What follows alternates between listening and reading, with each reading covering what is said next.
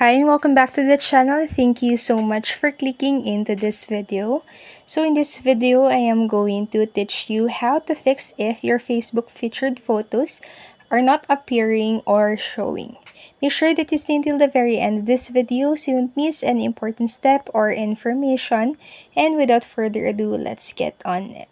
So when you try to go into your Facebook featured section and you cannot, or the photos are not appearing or showing in there, what you can do is you can just simply try and clear the cache data of your Facebook. So go into your settings and then go into the apps part. So we are going to the apps part and then manage apps, and then in here we are going to find the Facebook. So just scroll down until you see the Facebook. So here it is.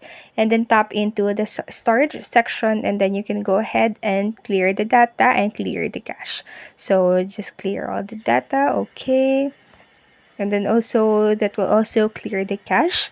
So after that, you can try again and try if the photos on your Facebook featured is showing up. So that's it for this video, and I hope this helped you. And if it did, please make sure to like, subscribe, and hit notification bell button so you won't miss a video.